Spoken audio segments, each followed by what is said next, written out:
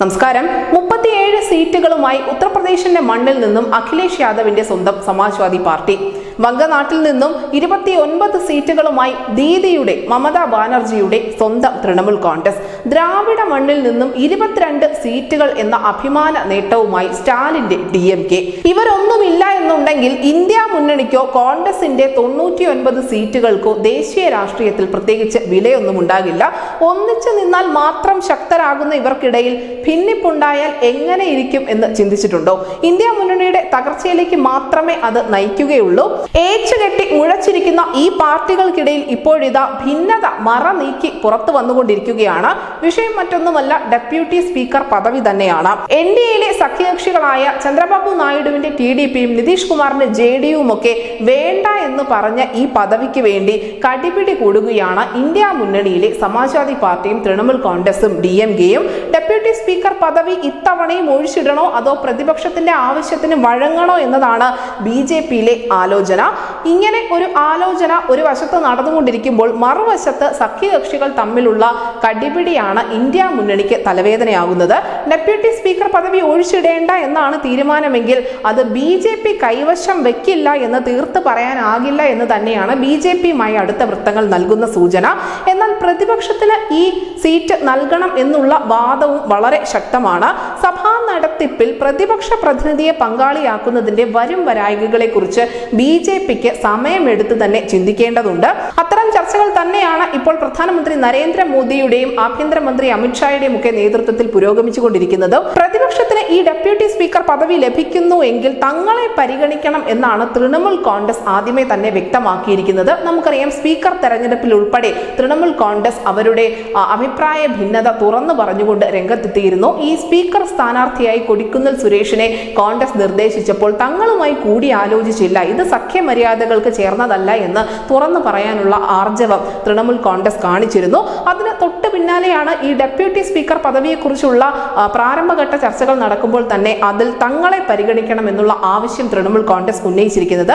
പ്രതിപക്ഷ നേതൃസ്ഥാനമുള്ള കോൺഗ്രസ് മറ്റൊരു ഭരണഘടനാ പദവി കൂടി വേണം എന്ന് നിർബന്ധം പിടിക്കുമോ അതോ ഇന്ത്യ സഖ്യത്തിലെ രണ്ടാമത്തെ വലിയ കക്ഷിയായ സമാജ്വാദി പാർട്ടിക്ക് നൽകുമോ എന്ന കാര്യത്തിലും വ്യക്തതയില്ല.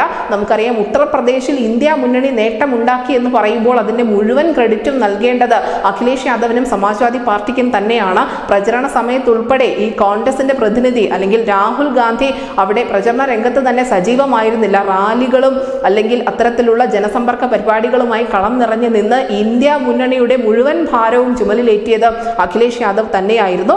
അതുകൊണ്ട് തന്നെ അഖിലേഷ് യാദവ് ഈ ഡെപ്യൂട്ടി സ്പീക്കർ പദവി തങ്ങൾക്ക് വേണമെന്ന് ആവശ്യപ്പെട്ടാലോ അല്ലെങ്കിൽ കോൺഗ്രസ് അതിന് വേണ്ടി ഈ സമാജ്വാദി പാർട്ടിയെ പരിഗണിച്ചാലോ അതിൽ തെറ്റ് പറയാൻ സാധിക്കില്ല. DMK ആവട്ടെ ഈ ചർച്ചകളിൽ നേരത്തെ തന്നെ ഇടം പിടിച്ച ഒരു പാർട്ടിയാണ്. നമുക്കറിയാം, സ്പീക്കർ തെരഞ്ഞെടുപ്പ് നടക്കുന്ന സമയത്ത് തന്നെ DMKക്ക് ഒരുപക്ഷെ സ്പീക്കർ പദവി BJP നൽകിയേക്കാം എന്ന തരത്തിലുള്ള അഭ്യൂഹങ്ങൾ വളരെ ശക്തമായിരുന്നു. എന്നാൽ ഓം ബിർള ലോക്സഭാ സ്പീക്കറായി അധികാരമേറ്റതിന് തൊട്ടു പിന്നാലെ ഡെപ്യൂട്ടി സ്പീക്കർ പദവിയുമായി ബന്ധപ്പെട്ട ചർച്ചകൾ പുരോഗമിക്കുന്നതിനിടയിലും DMKക്ക് സാധ്യതകൾ ഉണ്ട് എന്ന തരത്തിലുള്ള വാർത്തകൾ ഉണ്ടായിരുന്നു. പ്രത്യേകിച്ചും ദക്ഷിണേന്ത്യയിൽ നിന്നുള്ള ഒരു പ്രതിനിധി എന്ന നിലയ്ക്ക് DMKക്കും ഇത് അവകാശപ്പെടാൻ സാധിക്കും. അതേസമയം തന്നെ ഇപ്പോൾ ഡെപ്യൂട്ടി സ്പീക്കർ പദവിക്ക് വേണ്ടി വാശി പിടിക്കുന്ന പ്രതിപക്ഷം കഴിഞ്ഞ തവണ പദവി ഒഴിച്ചിടാൻ BJP തീരുമാനിച്ചപ്പോൾ എന്തുകൊണ്ട് എതിർത്തില്ല എന്നുള്ള ചോദ്യം കൂടി ഉയരുന്നുണ്ട്. അന്നത്തെ കോൺഗ്രസിന്റെ ലോക്സഭാ കക്ഷി നേതാവായ പശ്ചിമ ബംഗാളിൽ നിന്നുള്ള അധിർ രഞ്ജൻ ചൗധരി ഏതാനും തവണ ഇത് സംബന്ധിച്ച് സ്പീക്കർക്ക് കത്തെഴുതുകയും സഭയുടെ കാര്യോപദേശക സമിതിയിൽ ഈ പ്രശ്നം ഉന്നയിക്കുകയും ഒക്കെ ചെയ്തിരുന്നു. പക്ഷേ അന്നത്തെ സർക്കാർ ഈ വിഷയത്തിൽ കാര്യമായ പ്രതികരണം രേഖപ്പെടുത്തിയിരുന്നില്ല. ഡെപ്യൂട്ടി സ്പീക്കർ പദവി വേണം എന്നുള്ള ആവശ്യം ഈ പ്രതിപക്ഷം മാത്രമല്ല ഉയർത്തുന്നത്, മറിച്ച് സഭാനാഥനായ ഓം ബിർള തന്നെ കഴിഞ്ഞ സർക്കാരിന്റെ കാലത്ത് പോലും ഈ ഡെപ്യൂട്ടി സ്പീക്കർ പദവി ഇങ്ങനെ ഒഴിച്ചിടാൻ പാടില്ല എന്നുള്ള ഒരു നിർദ്ദേശം മുന്നോട്ട് വെച്ചിരുന്നു. എന്നാൽ സർക്കാരിനെ പ്രതിരോധത്തിലാക്കുന്ന വിധത്തിൽ ഒരു പരസ്യ നിലപാടിലേക്കൊന്നും അദ്ദേഹം കടന്നിരുന്നില്ല. ഏതെങ്കിലും ഒരു സാഹചര്യത്തിൽ സ്പീക്കർക്ക് രാജിവെക്കേണ്ടതായി വന്നാൽ അങ്ങനെ ഒരു തലം കൂടി നമ്മൾ ചിന്തിക്കേണ്ടതുണ്ട്. അങ്ങനെ ഒരു രാജിയിലേക്ക് സ്പീക്കർ പോകണമെന്നുണ്ടെങ്കിൽ അദ്ദേഹം രാജിക്കത്ത് നൽകേണ്ടത് ഡെപ്യൂട്ടി സ്പീക്കർക്കാണ്. അതുകൊണ്ട് തന്നെ ഭരണഘടനാ വ്യവസ്ഥ അനുസരിച്ച് ഈ ഡെപ്യൂട്ടി സ്പീക്കർ പദവി ഒഴിച്ചിടുന്നത് അത്ര അഭികാമ്യവുമല്ല. ഡെപ്യൂട്ടി സ്പീക്കർ പദവിയിലെ അനിശ്ചിതത്വം മുന്നോട്ട് പോകുന്നതിനനുസരിച്ച് ഇന്ത്യ മുന്നണിക്കുള്ളിലെ ഐക്യം ചെമ്പ് പോലെ തെളിഞ്ഞു വരികയാണ് എന്ന കാര്യത്തിൽ ഒരു തർക്കവുമില്ല. ഒരു കാര്യം ഉറപ്പാണ്, ഈ സഖ്യകക്ഷി കക്ഷികളെയൊക്കെ ഒന്നിച്ചു നിർത്താൻ വേണ്ടി കോൺഗ്രസ് കുറച്ചധികം പണിയെടുക്കേണ്ടി വരും. അതേസമയം BJPക്ക് ആവട്ടെ കാര്യങ്ങൾ എളുപ്പമായിക്കൊണ്ടിരിക്കുകയാണ്.